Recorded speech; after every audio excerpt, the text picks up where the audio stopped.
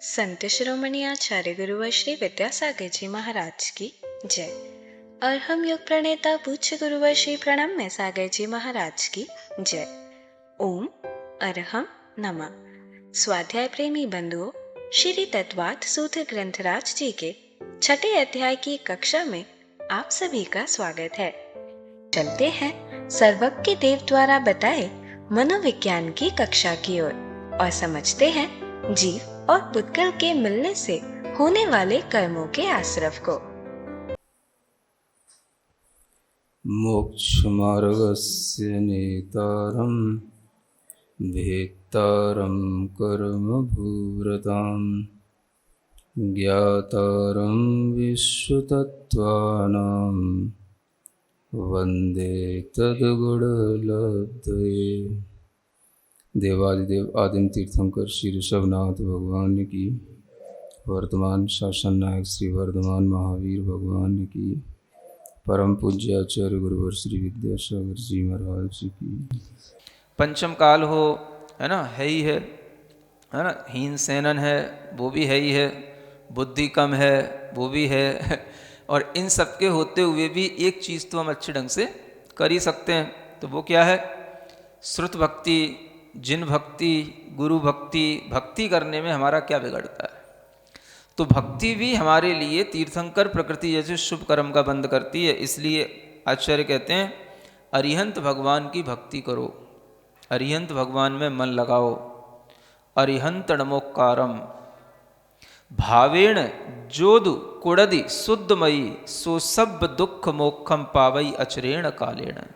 एक गाथा आती है, प्राचीन गाथा है, कि जो अरिहंत भगवान का नमस्कार ही केवल भाव से शुद्ध बुद्धि के साथ में करता है, वो सभी दुखों से मुक्ति को प्राप्त करके बहुत शीघ्र ही मुक्त हो जाता है।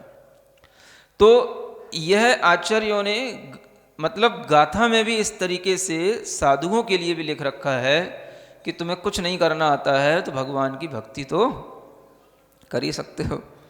तो ये बड़ा अच्छा उपक्रम है और इसे सभी को अपनाना चाहिए। इसलिए भक्ति का मार्ग भी जैन दर्शन में है, इसको हमें अन्यथा रूप में नहीं लेना चाहिए। और इससे किसी भी तरीके की अनर्गल चर्चाएं करना भी एक तरह से सिद्धांत विरुद्ध है कि भक्ति से राग होता है, राग से तो कर्म का बंद होता है। राग तो राग ही है, चाहे वो भगवान से हो चाहे वो पति से हो, राग तो राग ही है। इस तरह से जो लोग ज्ञान देते हैं और बांटते हैं वो बहुत बड़ी गलती कर रहे हैं, है ना। सूत्रों के विरुद्ध चल रहे हैं और इस तरह से वो जिन शासन की एक तरह से अवहेलना कर रहे हैं या अनादर कर रहे हैं।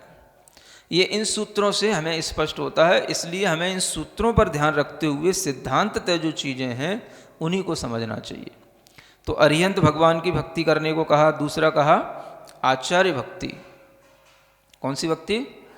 हाँ, जो आचार्य परमेष्ठी होते हैं उनके गुणों में अनुराग रखते हुए उनके प्रति भक्ति रखना भी हमारे लिए मुक्ति का कारण है ना। आचार्य होते हैं ज्ञानाचार, दर्शनाचार, तपाचार, वीर्याचार, चारित्राचार। ऐसे इन 5 आचारों का पालन करते हैं, स्वयं भी करते हैं, अपने शिष्यों को भी कराते हैं और हर तरीके से समाज के लिए, धर्म के लिए, वृद्धि के लिए हमेशा सोचते हैं। और उनके माध्यम से जो धर्म की प्रभावना होती है वो उनके अपने बहुत बड़े ज्ञान और उनकी अपनी तपस्या के माध्यम से होती है। तो ऐसे आचार्य परमेष्ठी के प्रति अपने अनुराग को बनाए रखना, उनसे उनके प्रति हमेशा गुणों में उनके प्रति स्नेह भाव रखना, यह भी आचार्य भक्ति में आता है। अथवा जो शिष्य वगैरह होते हैं वो प्रत्यक्ष और परोक्ष रूप से जो गुरु की भक्ति करते हैं वो भी आचार्य भक्ति में आती है। तो प्रत्यक्ष में उनके लिए अनुकूल वातावरण बनाना ये भी भक्ति में आता है। कोई भी तरह से वो गमन आदि कर रहे हैं तो उस गमन में भी उनके पीछे पीछे चलना, उनकी विनय के साथ में रहना, उनकी बात को मानना, उनको बहुमान देना, उनका आदर करना, उनकी बात का ही समर्थन करना, ये अपने आप में आचार्यों की भक्ति कहलाती है। तो इस तरह से जो ये भक्ति की जाती है, ये सभी भक्ति हमारी कर्म निर्जरा के लिए भी कारण होती है और पुण्य बंध के लिए भी कारण होती है। फिर इसके बाद में लिखा है बहुश्रुत भक्ति। किसकी? हाँ, बहुश्रुत माने जिनके पास में बहुत श्रुत ज्ञान है उनकी भक्ति करने को भी यहाँ पर तीर्थंकर नाम कर्म के शुभ बंध का कारण कहा है। जिनके पास में सिद्धांत का, अध्यात्म का, करणानुयोग का जो कठिन भी विषय होते हैं, जिसका भी उन्हें जिनको ज्ञान रहता है, षटखंडागम आदि सूत्र हैं, उनकी व्याख्याएं पढ़ना पढ़ाना जिनके लिए संभव हो, सरल हो और जिनकी स्मृति में ये सब चीज़ें रह जाती हों, वो बहुश्रुत कहलाते हैं। उस बहुश्रुत की जो साधु हैं उनकी भक्ति करने से भी इस तरह से शुभ कर्म का बंध होता है। हमारे ज्ञानावरण कर्म का क्षोभसम बढ़ेगा और हमें भी उसी तरह के ज्ञान की प्राप्ति होगी। तो वो तभी होगी जब हम इस तरह की भक्ति में अपने आप को लीन रखेंगे। तो यह भक्ति भी हमारे लिए उपयोगी है। फिर कहा जा रहा है प्रवचन भक्ति। कौन सी भक्ति? हाँ, यहाँ प्रवचन भक्ति का मतलब है कि जो जिनेंद्र भगवान के वचन है उसका नाम है प्रवचन, जिसे हम शास्त्र कहते हैं, श्रुत कहते हैं। तो यहाँ एक तरीके से श्रुत भक्ति है ये, जिनवाणी की भक्ति, कि देखो जिनवाणी में किस तरह से तत्व की प्रूपणा की गई, किस तरह से हमें लोक अलोक का विज्ञान बताया गया, किस तरह से हमें संसार से मुक्ति का सही मार्ग बताया गया। ऐसी जिनवाणी के गुणों का स्मरण करके जिनवाणी के प्रति अनुराग बढ़ाना, ये जिनवाणी की प्रवचन की भक्ति कहलाती है ना। अब ये तो बहुत आराम से किया जा सकता है। अगर हम जितना गुणों का चिंतन करेंगे उतनी ही हमारे मन में भी विशुद्धि बढ़ेगी, क्योंकि जब हमारे मन में गुणों का चिंतन आएगा तो हमारा मन उन गुणों की ओर आकर्षित होगा, तो हमारे मन में जो क्लेश हैं वो दूर होंगे, अपने आप हमारे अंदर विशुद्धि बढ़ेगी, हमारा मन पवित्र होएगा। तो गुणों का इस तरह से चिंतन करना कि हमें लगे कि इससे बढ़कर के कोई भी चीज़ संसार में नहीं है।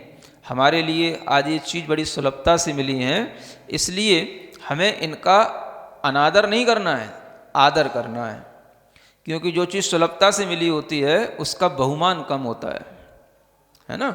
वो तो हम जानते ही हैं, वो तो हम करते ही हैं, है ना, वो तो हमें पता ही है। इस तरीके की जो फीलिंग आती है ये हमारे बहुमान को कम कर देती है।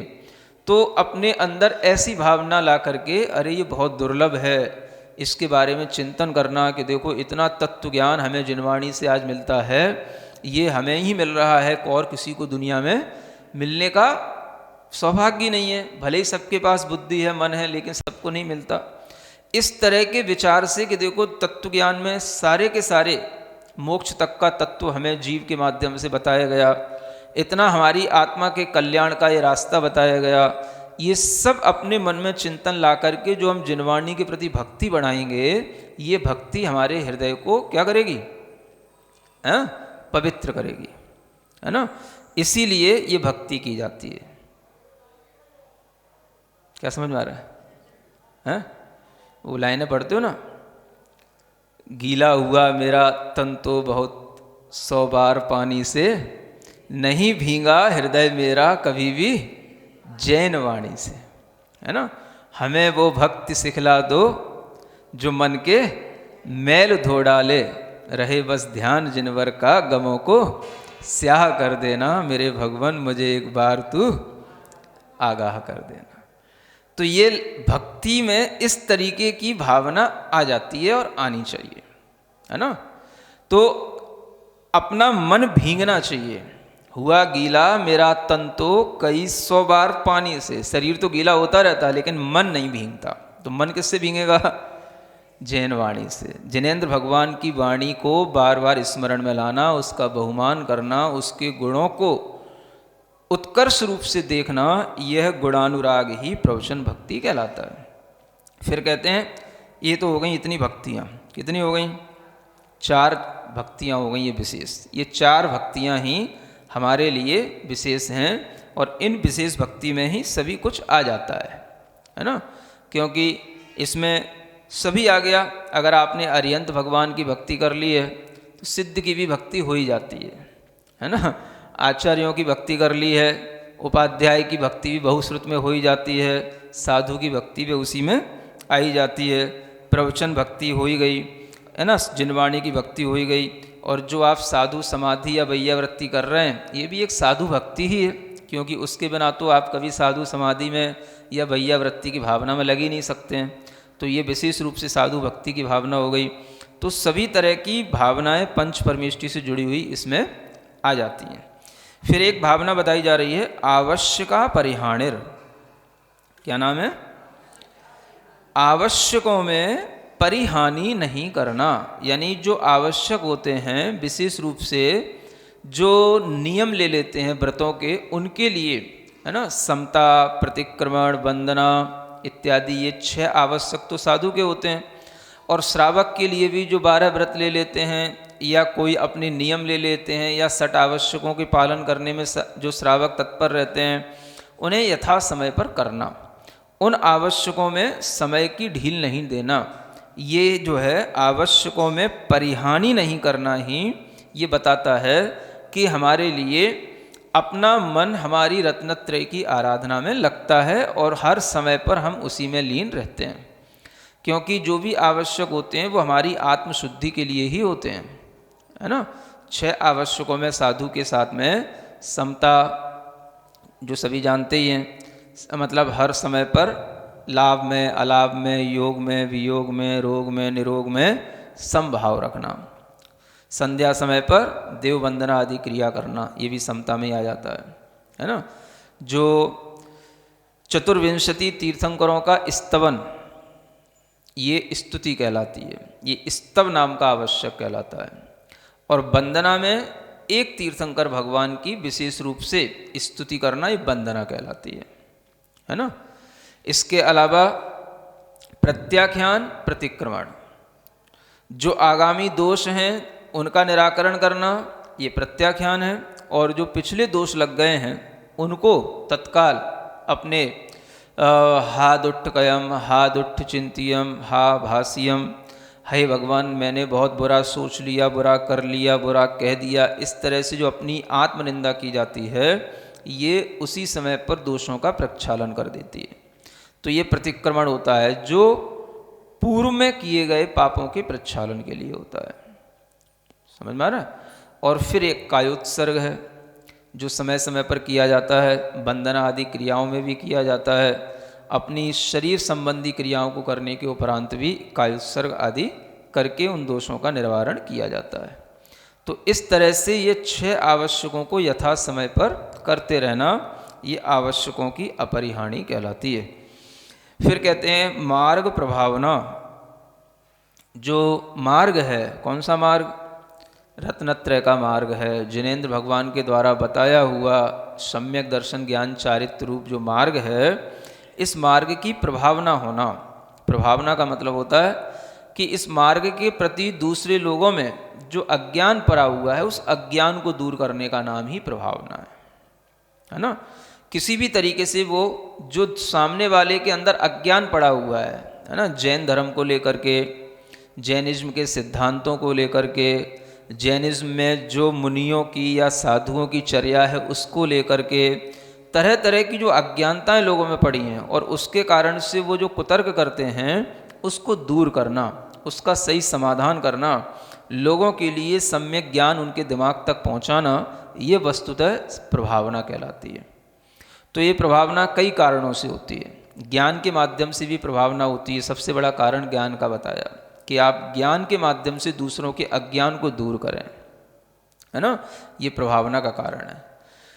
तप के माध्यम से भी प्रभावना होती है। अगर आप समीचीन रूप से समर्थ हैं तो समीचीन तप करके दूसरे के अंदर ये भाव, एक आश्चर्यचकित जो भाव पैदा होता है कि ये कितना बड़ा बड़ा तप कर लेते हैं, और इस प्रकार के तप कर कर के भी ये जो है अपने ही ज्ञान ध्यान में लीन रहते हैं, कभी भी जो है दुखी नहीं होते हैं। तो तप के माध्यम से भी प्रभावना होती है। और वो भी ना बने तो भगवान जिनेंद्र देव की जो पूजा है ना, बड़ी पूजा है, विधान जिसको बोलते हैं, महोत्सव हैं किसी भी तरीके के, जिन्हें आप लोग अपनी भाषा में उत्साह बोलते हैं, है ना। उत्साह का मतलब उत्सवी से उत्साह शब्द बना है ना।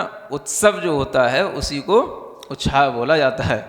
तो जो रथ यात्रा वगैरह हैं, किसी भी तरीके से जिसके माध्यम से जो लोग जैन धर्म से परिचित नहीं हैं वो भी उससे कुछ ना कुछ सीखें, जानें और भगवान के दर्शन कर सकें, या उस कार्य में शामिल होकर के भी वो कुछ पुण्य लाभ ले सकें।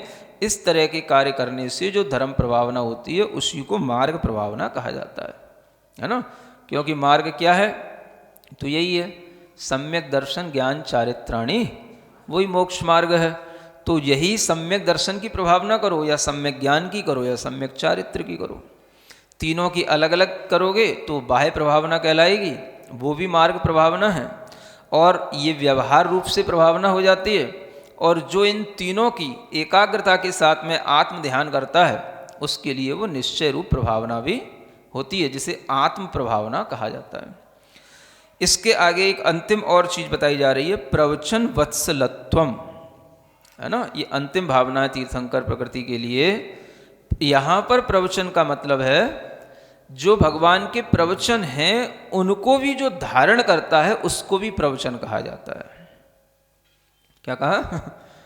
जो प्रवचन थे, ऊपर लिखा था प्रवचन भक्ति, तो जो प्रवचन माने जिनेंद्र भगवान के प्रवचन, और उन प्रवचनों पर जो श्रद्धा करता है या उस प्रवचन को जो स्वीकार करता है, आत्म रूप से आत्मसात करता है, उसे धारण करता है, उसको भी प्रवचन की उपाधि दी जाती है। ये भी प्रवचन है, यानी कि यह भी हमारा सहधर्मी है। तो वह सहधर्मी कोई भी हो सकता है, अविरत सम्यक दृष्टि जीव भी हो सकता है, देश संयमी भी हो सकता है, मुनि महाराज भी हो सकते हैं, और सबके लिए एक दूसरे प्रवचन ही कहलाएंगे, है ना। मतलब कि श्रावक के लिए मुनि महाराज भी प्रवचन है और मुनि महाराज के लिए श्रावक भी प्रवचन है। तो इनका आपस में वत्सलत्व भाव रहना, है ना। वत्सल भाव का मतलब कि इनमें किसी भी प्रकार का मन मुटाव नहीं रहना, किसी भी तरह के प्रसंग में कोई भी जो है वैर विरोध का भाव नहीं आना, उसमें सब आ जाता है। कोई भी जीव है जो धर्म के मार्ग पर चल रहा है, मोक्ष के मार्ग पर चल रहा है, वह प्रवचन है, और उस प्रवचन के प्रति अपना स्नेह रखना, प्रेम रखना, यह प्रवचन वत्सलत्व कहलाता है ना। ये समूह के साथ में एक अनुराग की भावना आ जाती है। तो इसमें ऐसा कुछ नहीं होता है कि यह हमारा है, यह तुम्हारा है, समझ आ रहा है, ये इस संघ का है, यह उस संघ का है, यह इस पंथ का है, यह उस पंथ का है। जो भी है वह अगर भगवान जिनेंद्र देव के मार्ग पर चल रहा है, उसको स्वीकार कर रहा है, तो हमें उसके प्रति स्नेह का भाव रखना, ये हमारे लिए प्रवचन वत्सलत्व कहलाता है। तो ये सभी चीज़ें तीर्थंकर नाम कर्म के बंध का कारण होती हैं। और ये सभी 16 भावनाएं, जैसा कि कल भी बताया था, अकेले अकेले भी ये भावनाएं समर्थ हैं, क्योंकि आप देखेंगे कि हर भावना में सम्यक दर्शन तो जुड़ा ही हुआ है। कोई भी भावना, आप कहीं से भी कोई भी भावना उठा लेंगे, आपको सम्यक दर्शन, ज्ञान, चारित्र सब उसी में मिलेगा। कोई अलग अलग हमें पहले सम्यक दर्शन की भावना करना है फिर ये करना है, ऐसा कुछ नहीं है। आप किसी भी एक भावना में अपना चित्त लगाएंगे, उससे भी आपके लिए उतना ही फायदा है जितना दर्शन विशुद्धि भावना में लगाने से होता है। तो ऐसे इन 16 भावनाओं का यथासंभव अब हर भव्य जीव को इसका उपयोग करना चाहिए। ये खुला हुआ मार्ग है, सबके हित के लिए। सब तीर्थंकर बने, सब भगवान बने, है ना। ये मार्ग खोल करके रखा है, कोई इसमें बंदिशें नहीं है। चौथे गुण स्थान से तो शुरू हो ही जाता है तीर्थंकर प्रकृति का बंध। तो घर बैठे भी भगवान के लिए भक्ति करते हुए या कोई भी भावनाओं में से अपनी भावनाओं को अपनाते हुए आप अपनी चित्त की विशुद्धि बना सकते हैं। तो ये हो गया नाम कर्म संबंधी, और उसमें भी विशेष जो तीर्थंकर नाम कर्म था उसके बंध का आश्रम के कारण बता दिए। अब थोड़ा सा और प्रकरण बचता है, गोत्र कर्म का प्रकरण आता है ना। परात्म निंदा प्रशंसे सदसद गुणोच्छादनोद भावने च नीचैर गोत्रस्य। ये नीच गोत्र के आश्रव के यहाँ कारण बताए जा रहे हैं, है ना। तो नीच गोत्र मतलब जिसको हम कह सकते हैं लो फैमिली स्टेटस, है ना, जहाँ पर जो है एक तरह से धर्म कर्म को कोई प्रधानता नहीं रहती, सदाचरण की कोई प्रधानता नहीं रहती, हम उसी को जो है नीच गोत्र कहेंगे। या ऐसे कुल में जन्म होना जहाँ पर कि वह जीव आत्म कल्याण के लिए व्रतों को धारण ही ना कर सके या महाव्रती न बन सके, इस तरह के जो कुलों में उत्पत्ति होती है वह भी इसी में आ जाता है। तो ये क्यों होती है? परात्म निंदा प्रशंसे, यानी पर की निंदा और आत्म प्रशंसा, ये दो चीज़ें, दूसरे की, है ना, निंदा करना, बुराई करना और स्वयं की प्रशंसा करना। किस विषय में करना? फटे अध्याय जैसे जटिल विषय को सुनकर मन में शंकाएं आना स्वाभाविक है। हमारे द्वारा दिन भर में किए गए कार्यों से असंख्यात कर्मों का आश्रव होता है। उसे अच्छे से समझने के लिए हमें प्रयत्नशील रहना चाहिए। यदि जैन साइकोलॉजी संबंधी कोई भी प्रश्न आपके मन में स्पष्ट नहीं है तो बिना किसी विलंब के आप अपनी शंकाओं को मुनिश्री तक पहुंचा सकते हैं, क्योंकि आश्रव के कारणों को समझना हम सभी के लिए अति आवश्यक है। अपनी शंकाएं भेजें go.arham.yoga/ttv शंका पर या QR कोड को स्कैन करें। ओम अरहम नमः। तो चलिए आज की कक्षा की एक क्विक रिवीजन कर लेते हैं।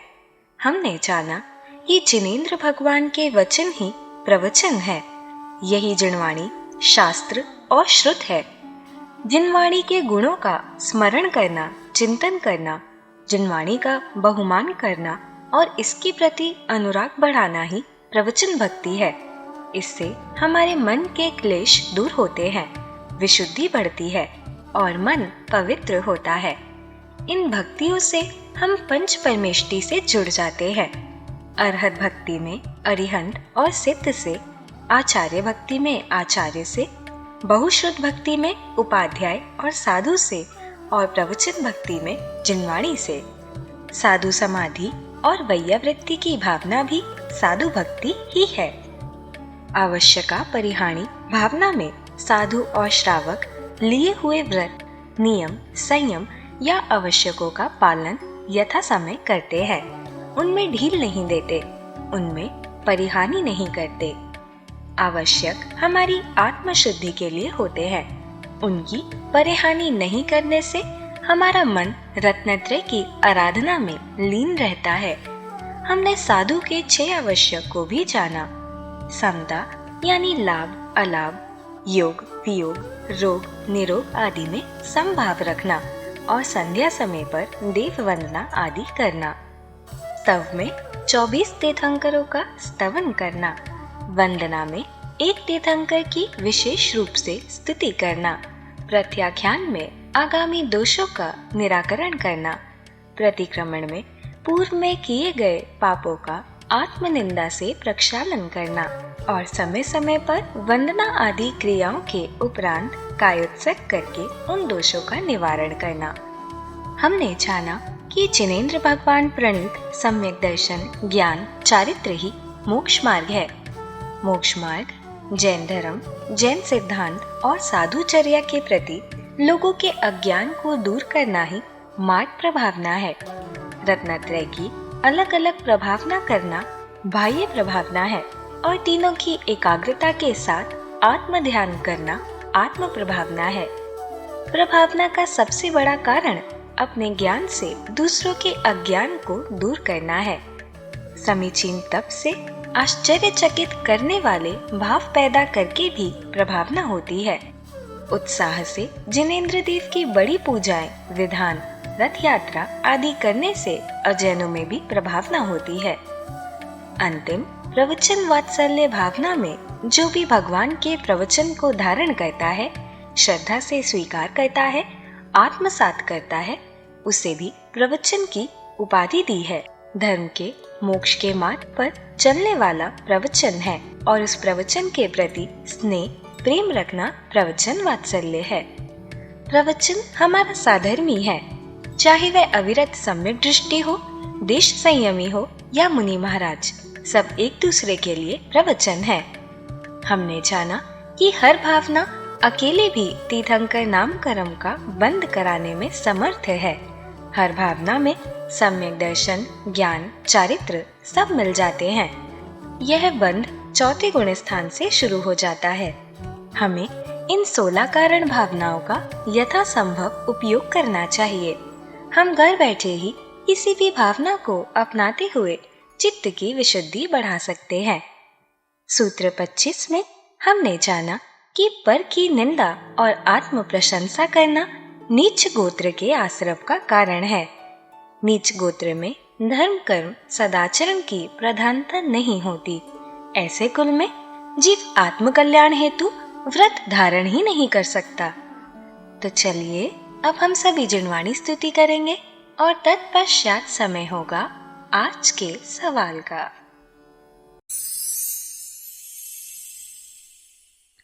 श्री जिणवाणी जग कल्याणी जग जन मदतम मोहरी जणमण हारी गढ़हर हारी जम जरा भव रोग हरि तिथ्य राणम दिव्य झुणिम जो पड़ई सुणई मय्ये धारई राणम सौख मणंतम धैर्य सासद मोक्ष पदम पावई सासद मोक्ष पदम पावई। अब समय है आज के प्रतियोगिता प्रश्न में भाग लेकर आकर्षक पुरस्कार जीतने का। आप अपने फोन को QR कोड स्कैन करने के लिए तैयार रखें या दिए गए लिंक पे जाएं। आप अपना उत्तर चुनकर हमें कल शाम 5 बजे तक भेज सकते हैं। 3 भाग्यशाली विजेताओं को मिलेंगे आकर्षक पुरस्कार। विजेताओं का नाम इसी कार्यक्रम में हर रविवार को घोषित किया जाएगा। साथ ही सभी प्रश्नों के सही उत्तर भी बताए जाएंगे। आज का सवाल है, निम्न में से नीच गोत्र के आश्रव का क्या कारण होता है? आत्मनिंदा, परनिंदा, आत्मनिंदा पर प्रशंसा, आत्म प्रशंसा पर निंदा, आत्म प्रशंसा पर प्रशंसा। अध्याय 6 की कक्षा 28 के आज के सवाल का सही उत्तर है वैयावृत्तकरण। अगर आप किसी कारणवश कोड को स्कैन ना कर पाए हों तो आप क्लास की वेबसाइट पर जाकर भी उन्हें अटेम्प्ट कर सकते हैं। इस लिंक पर जाएं या QR कोड को स्कैन करें।